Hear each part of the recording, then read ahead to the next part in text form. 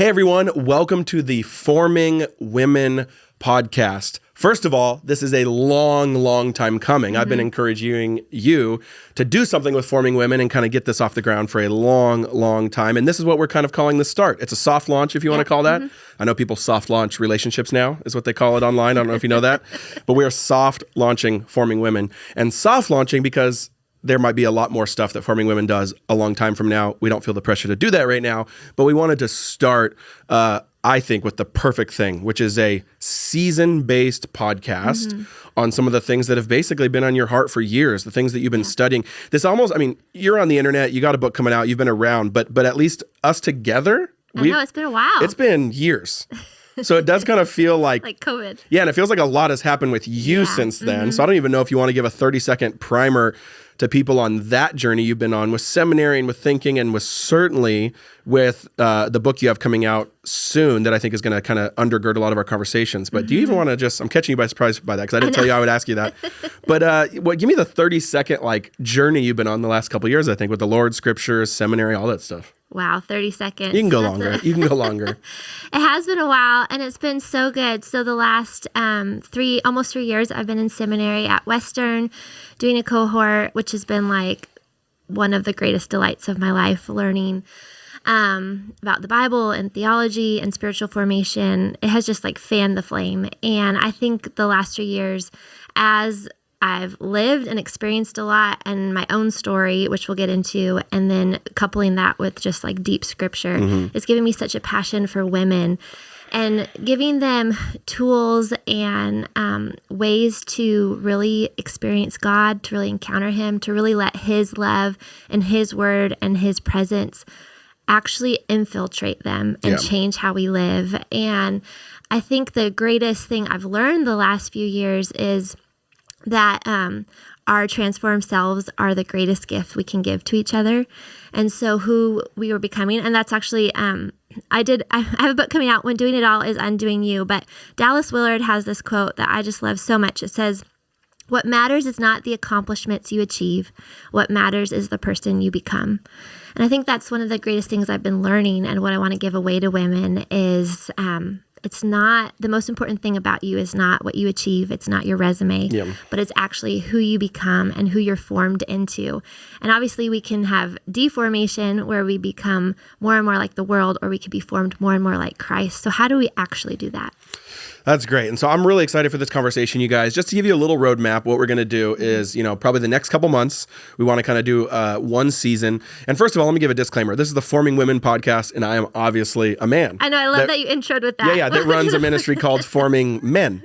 So I'm playing host here. I'm interviewing Alyssa. I'm just going to add my comments when it's helpful. But we are talking, she is primarily talking, and I'll add thoughts where it's helpful to women. And so, and I actually, to be honest, even though it's the Forming Women podcast, I do think spiritual formation is going to be applicable to all. And so I am really excited about that. And Alyssa's taught me so much recently, which is what we're going to get into. So roadmap wise, and then we're going to jump into episode 1, is Alyssa's book, When Doing It All is Undoing You, has a really beautiful framework, kind of a 4-part framework about the heart that I think sets us up really well in a way that I'm actually not hearing right now, because I do think spiritual formation is a little sexy right now, a little buzzy right now. But I think the stuff that you've kind of chewed on deeply and kind of marinated on deeply is some stuff that I haven't been hearing and that's been really blessing me. So we'll start there for episode 1, and then kind of the rest of the episodes is essentially going to be talking about deconstructing and reconstructing what it means to be spiritually formed, what it means to follow Jesus, kind of common roadblocks we run into, tips and practices, all of that stuff. So I'm really excited, but let's just jump into it. So episode 1, the framework that kind of undergirded the entire book that has really blessed me, even processing it as and kind of the pitfalls versus the solution on our own transformed selves. How do you want to start with maybe explaining it real quick and then jumping into the first part of the framework? Yeah, I think one of the things, so for women, I did a survey on Instagram a few years ago, and I was like, what do you guys need? What's your biggest pain point right now? What is the greatest challenge for being a woman in today's culture? And I feel like the thing that was resounding was this pressure that we have on ourselves to be it all, do it all right now. And I think, I don't know if men necessarily feel that exact same thing, but women, gosh, it is just so, that is like the the air we are breathing right now of this pressure to do it all. And I think there's a lot of opportunities for women in our day and age, which is so awesome. I'm so grateful for all the opportunities. But opportunities often will lead to expectations. So it also can feel like, oh, I'm expected to be able to do all these things. And so I think for women, the message that I want to get across the most, that I think God is continually teaching me, is that what matters most is my heart more than what I do. And so it's my presence that I bring into the room. It's who I'm becoming. It's me connecting with God more than checking off all the tasks, reaching all the goals, making sure my life looks like this, beautiful Instagram posts, which is like extreme, but it kind of feels like that when we see people's highlights all the time and all that they're good at and all their gifts. It can feel like it's expected then for us to be able to do all that. And so the heart matters the most. Well, then let's talk about the heart. What is the heart and why does it matter? And I think for so many of us, because we're so busy running throughout the days, we're so focused on everything that we need to get done, there's a few things that happen. I think, first of all, often we neglect our heart. We just think like, oh, that's not what's important. I need to get through my days. I have so many responsibilities. I need to get it done. So we stuff and we numb a lot of our pain and our feelings. And so we can often just like push it down. Like, I just need to keep running, keep doing. And then I think often we try to earn heart. And that can be a weird phrase, but just in the sense of we're trying to earn our worth and value. And so it matters what we do. It matters that what we can prove, our performance. And a lot of that is wrapped up in control and trying to just like get it done. And then often life, it's hard and there's pain and suffering. And so we can lose heart. And so I think those are three aspects of the heart that we struggle with. And God's full thing, which we can talk about towards the end, is that he wants to give us fullness of heart, that our hearts really do matter. Yeah.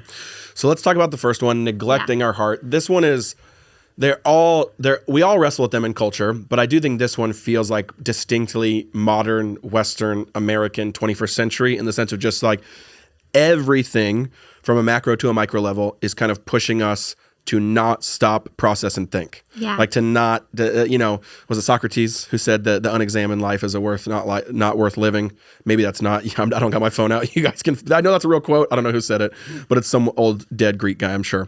But that's a real thing, like an unexamined life and the time to process and stop. So I've been thinking about this in two really deep ways. I mean, not deep ways, two different ways from different quotes from a mentor and then also from a book. I'm reading a book right now by Gabor Mate. He's one of my favorite like social psychologists. He wrote Hold On to Your Kids, and he's done amazing work on addiction. But he had this really interesting thought where he basically says, like, when someone asks you, how do you feel right now? He says, if you can't answer that healthily and in like an actual honest way, and you don't know yourself enough to answer that, he's like, something is broken in the chain. That's just like, he's like, and he's not one of those like uber new agey guys that's saying like, oh, that's all it's about is talking about our feelings. And we go in this circle. Cause I know guys feel that temptation of like, oh, I don't want to just do that. Cause let's just have a pity party talking about our feelings. He's not saying that. You got to take personal responsibility. There's wills, there's emotions. You got to have goals, all these things. He's just saying that's a great signal of like, you are not an integrated self. If you can, if at all times you can't answer that very well. And then the second one was from a mentor, Jeremy Pryor, who if you follow family teams, you know that April and Jeremy are great friends of ours. I was on a call with him recently, and he had said something to that extent as well, where he basically said, anytime, this was super interesting to me, he said, anytime I feel an emotion that surprises me, I know something is wrong. Meaning like that's like an alarm for me. Yeah. He goes, because that means I'm not processing I'm not going at the speed of Jesus enough. I'm not processing in a way that is like, he's like, you should never be surprised by an emotion you feel. That's not meaning that they can't be all over the map. Right. Anger, sadness, frustration, happiness, joy.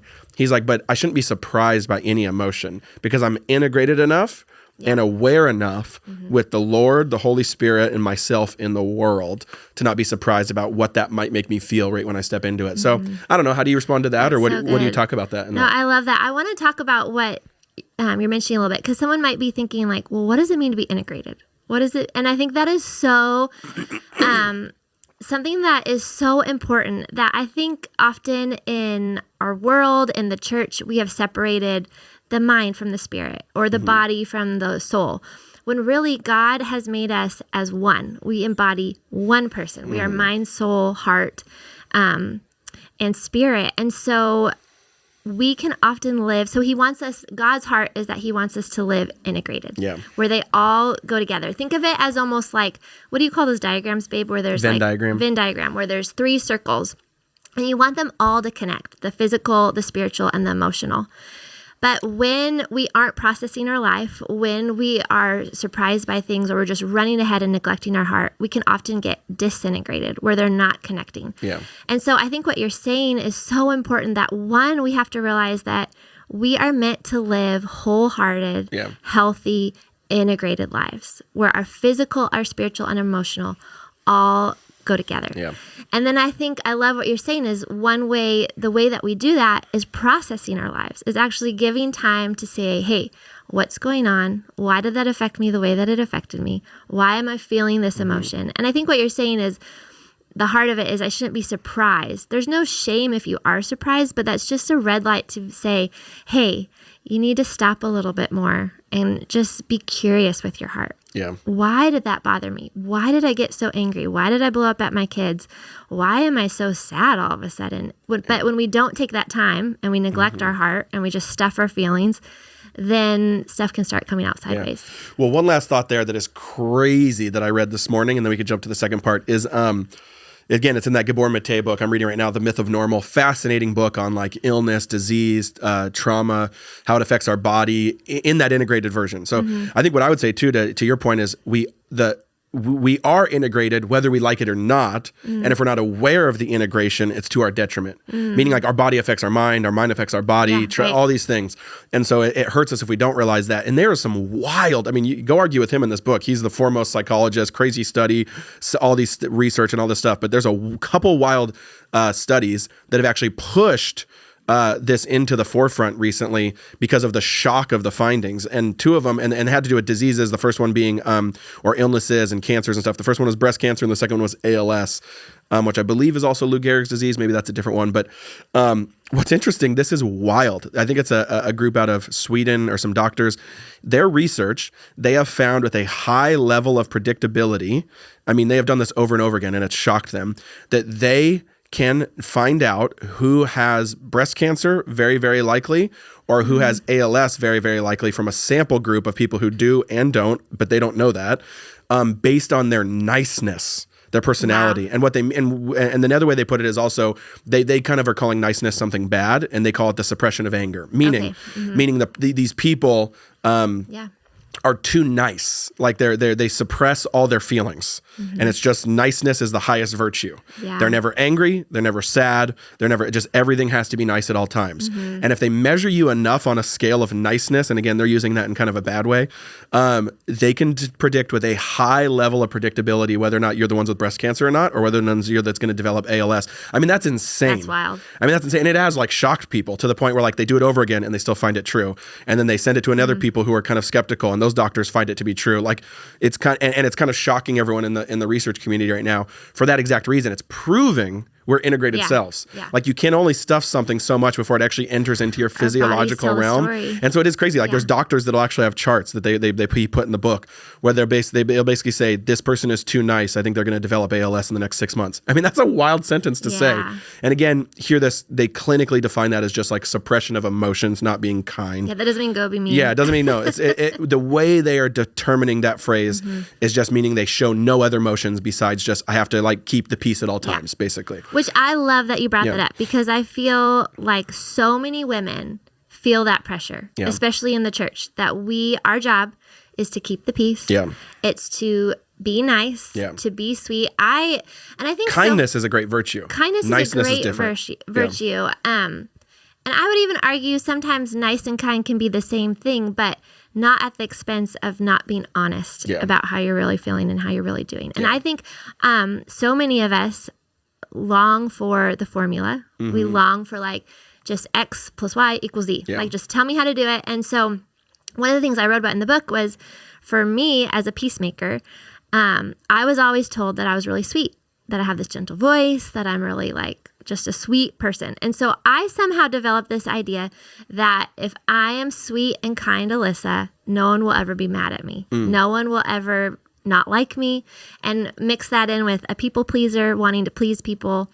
I just thought, okay, that meant like I never wanted to say if they really hurt my feelings. Yeah. I never really wanted to rock the boat. I just felt like it needed to be okay all the time. Yeah. And I think for women, we feel this pressure so much that it's our job and our responsibility to keep the peace. Yeah. And one of the things in the book that there was this psychologist, Arlie Hochschild, who did a study on women and said, women today, we carry, this actually I think was back maybe in the 80s, but we carry, men and women, carry so much responsibility. Yeah. Whether you are married, whether you have kids, whether you are single and you have a career and you have a house to pay for, whatever it is, there's a lot of responsibilities on us.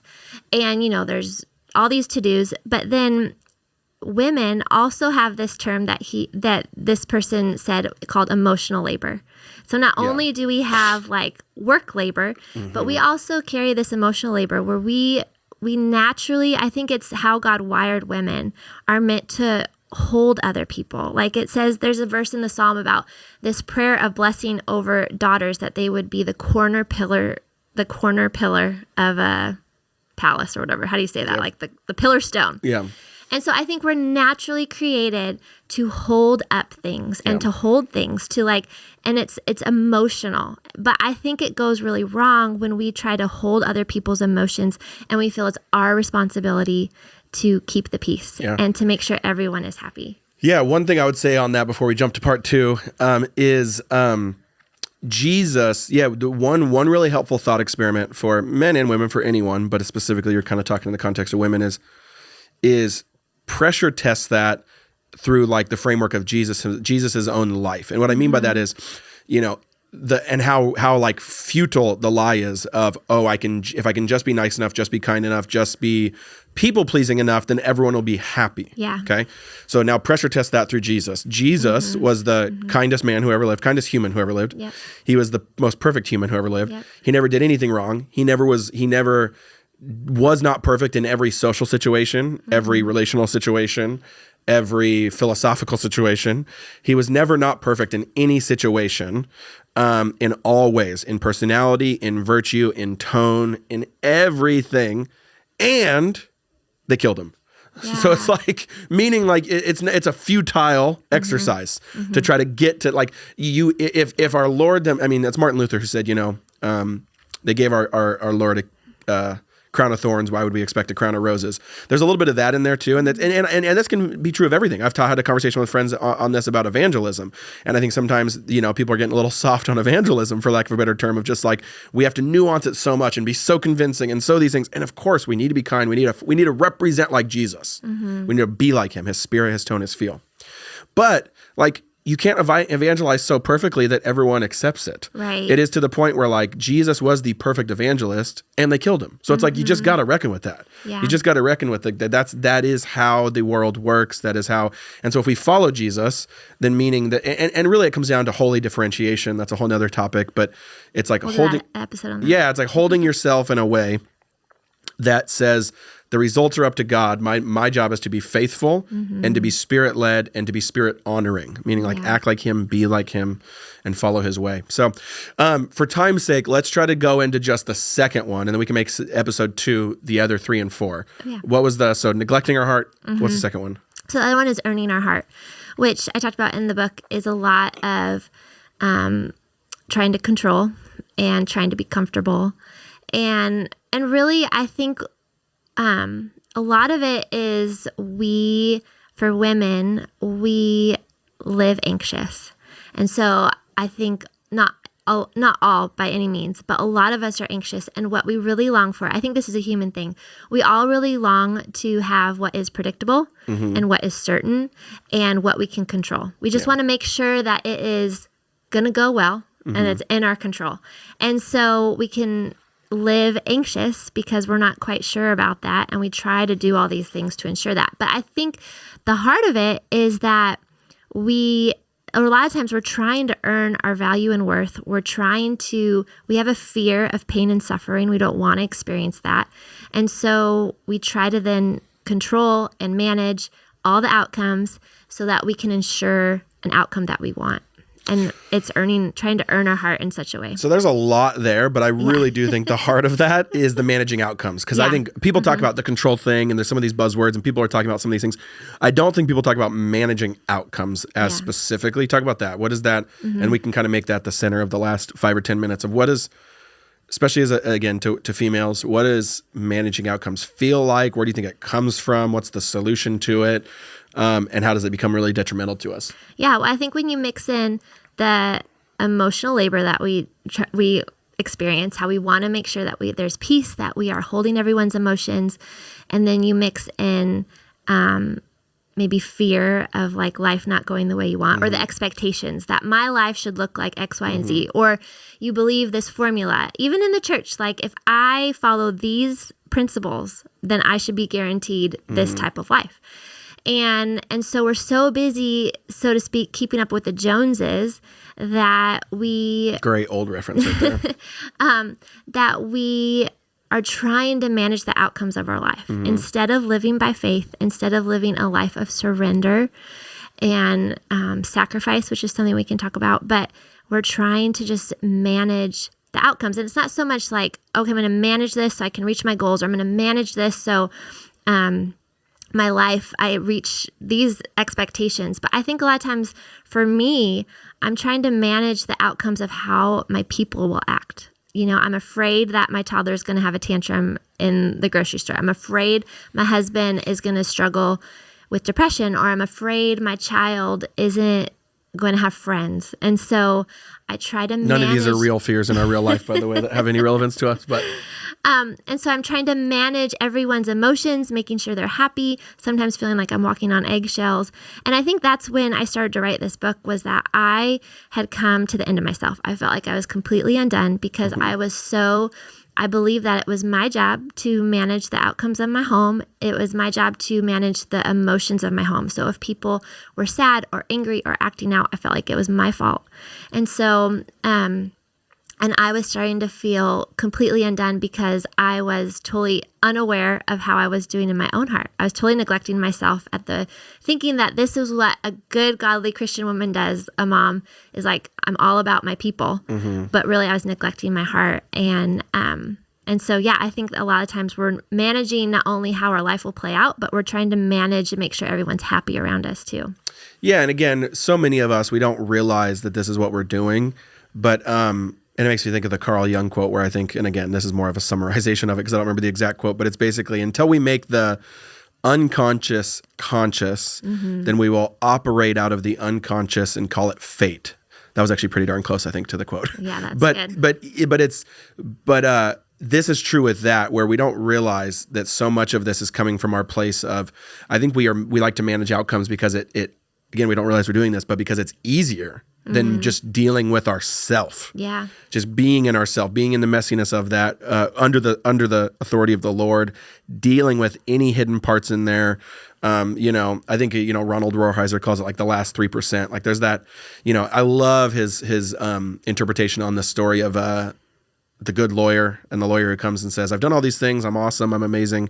What do I need to do to like have eternal life? And Jesus says, Jesus honors him. And then he asks it again. And then he says, sell all your possessions, give them to the poor. I didn't realize he was a lawyer.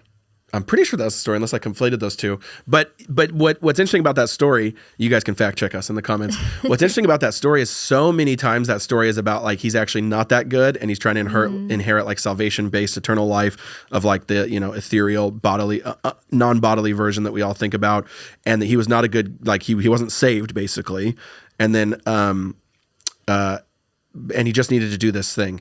But it's actually like his interpretation is so interesting. His interpretation, Rollheiser's interpretation, is actually like he was a very good like follower of Yahweh. Like he did he loved God, loved neighbor. He did all the things. He was doing the stuff. Like he was about as devout as you can be. And he even he would say, he's like, I'm not getting into the philosophy of it. He's like, but that I would almost consider him quote unquote saved. He's like, but he just didn't give Jesus the last 3%. Yeah, like the last, so he just, and it says this, it says he walks away sad. It says he walks away sad. And he's like, so many of us will operate in sadness, in like a deep seated kind of sadness, until we give Jesus that last 3%. And he's like, that's the hard work. He says that's actually what takes people from good to great, is what he calls it. Like that's what makes saints. Saints are the people that give the 3%. You know what I mean? Like the Mother Teresa's and all that stuff. That's just full surrender. They have everything. And that happens through kind of a dark night of the soul or whatever you want to call it on a tumultuous, like stop trying to manage outcomes, stop trying to do these things and kind of these habit loops that we fall into in a spiritual way and just fully giving every last little bit to the Lord. And what's scary about that is we don't know what the outcome's going to be. Yeah, I don't know where that's going to take it's me. Faith. Yeah, I don't know where that's going to take me. Yeah. I don't know what that's going to turn my life into. I don't know what that's going to ask of me. Yep. And it really, really gets kind of costly in those moments. And so I don't know if you have one final encouragement with the listeners. I mean, we'll be back to give you a part 2 and maybe some practices on this next episode, but any final quick encouragement you want to give everyone listening from this one and they can hold on tight for some more next week? Maybe I'll end with this. Maybe ask yourself, do you really believe that your heart matters? And are you living out of trying to manage the outcomes, or are you actually living by faith and willing to give your heart to the Lord? That was good. That was more succinct than I was anticipating. So that's great. So we love you guys. We hope that was an encouragement. We're really excited for the conversation this season, and we will see you next week.